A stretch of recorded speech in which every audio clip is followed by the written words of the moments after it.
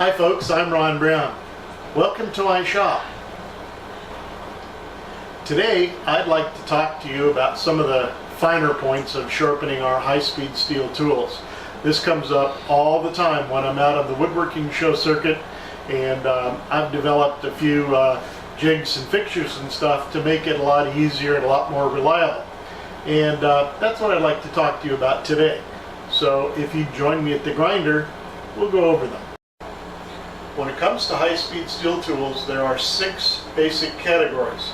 4 of them, the bowl scraper, the spindle roughing gouge, parting tools, and skews, we sharpen on the platform.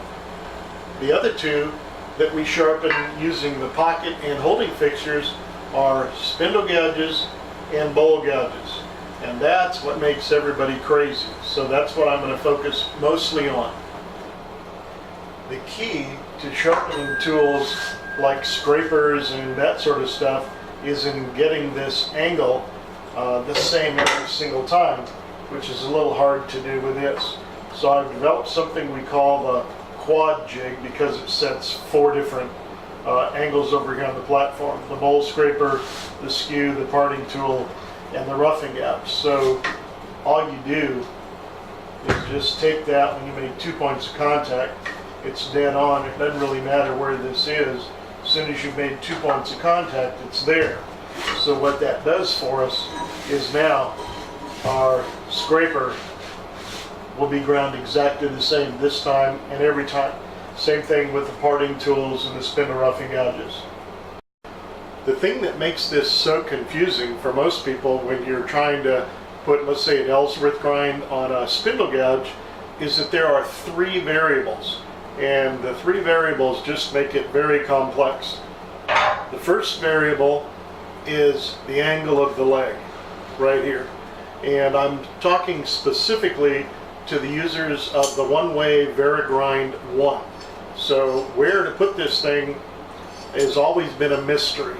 So for bowl gouges, I'm going to tell you to drop this down into the 5th notch. You have notches here, 1, 2, 3, 4. Drop it down to the 5th notch and lock it down. That's variable number 1. Variable number 2 is the stick out or the projection, meaning how far the tool projects from the end of the holding fixture right here. The universal length is 2 inches, although Doug Thompson recommends 1 3/4. But for what we're going to talk about here, I'm going to tell you 2 inches. All the turners I know either make some sort of gauge block. Here's an inexpensive one that's available on my website, and it gives us that 2-inch projection we need. You could simply drill a hole in a board 2 inches deep. Doesn't really matter, and there are other people that have these 2-inch gauge blocks. But the key here is to set this exactly the same every single time. The third variable, and the one that just stumps really a lot of people and makes it difficult to be consistent with, is the length of the pocket. The foot of our holding fixture goes in the pocket, and that dictates the angle that we're going to grind at. So this is the third variable. So getting this set the same every time has always been an issue. Now, you'll notice I'm using CBN wheels, so they're not going to change diameter. I could actually put a mark on my jig here if I wanted to, but then I might have a mark for this gouge and another gouge and another gouge. It could be different. So I have come up with a setting fixture that helps us with that particular angle. The little setting fixtures that I've come up with here are for use specifically with 8-inch wheels and the Varigrind 1. So you would insert your setup block in your fixture, and then regardless of where this is, when we place this in here and make 2 points of contact, then it's going to set this length perfectly. So you put this in, set it there, make our 2 points of contact, and lock it down. So once we've done that, this distance is perfect.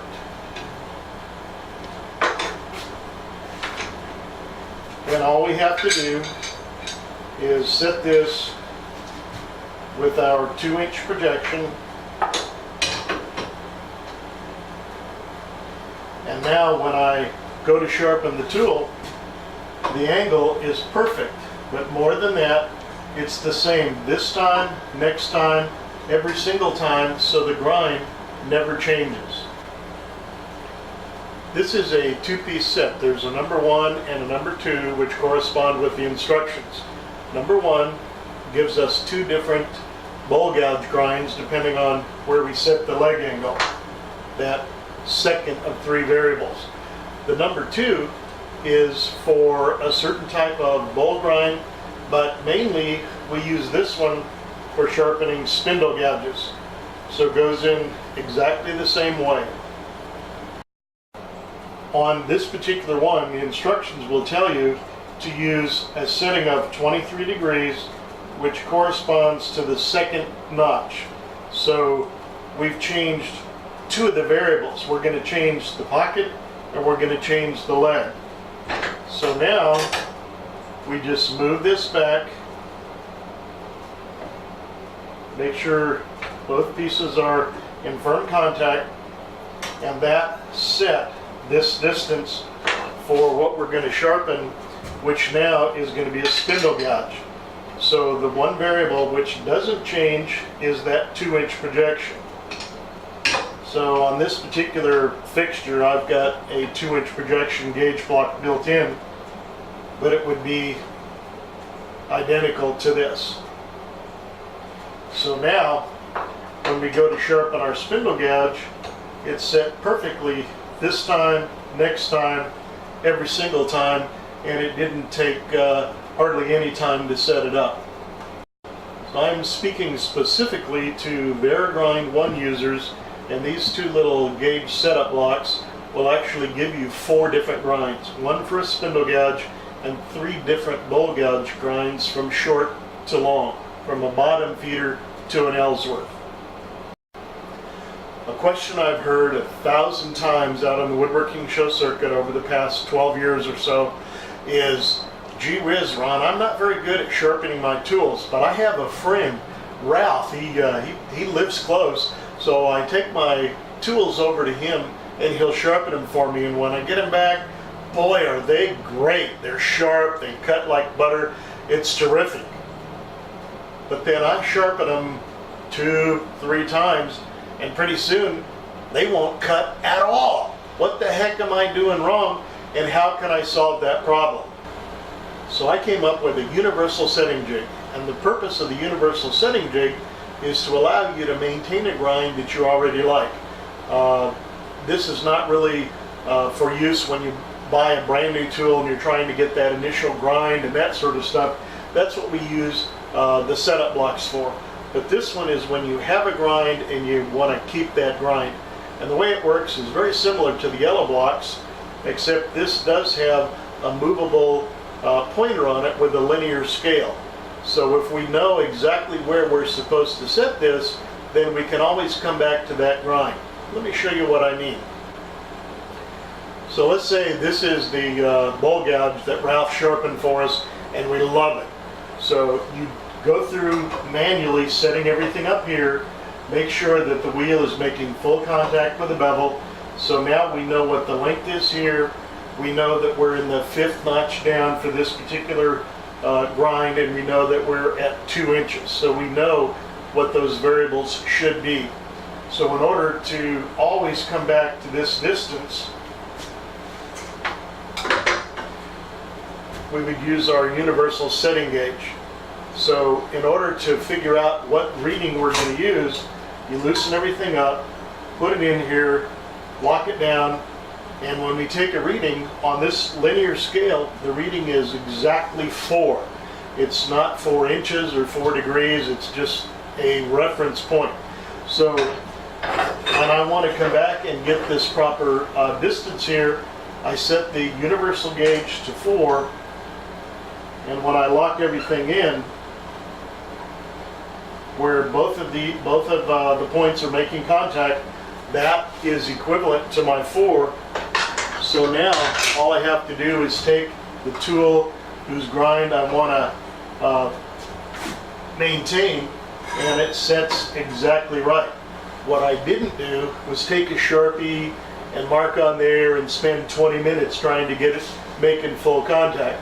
Because if you're off a little bit, let's say you're off a half of a degree or something like that, it's pretty close, but you're off a half a degree this time, next time, time after that, pretty soon you're at 4, 5, 6 degrees and you don't even recognize how the tool is cutting anymore. So using the universal setting gauge, we can always come back to a grind that we love. You'll notice on my particular 1-horse grinder here that I'm using CBN wheels that are 1.5 inches wide. They're low noise, practically no heat, very low spark, and basically you shouldn't ever be able to wear them out. You don't have to have these wheels, but they will really make a difference in your sharpening.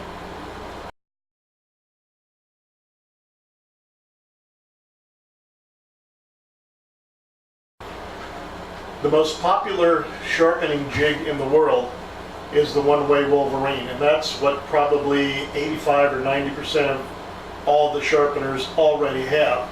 That's what I have had myself for probably the past 20 years or so.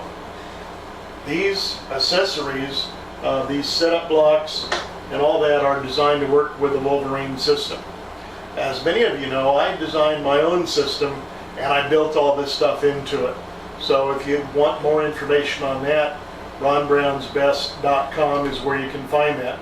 If you'd like some information on this, also available on Ron Brown's Best.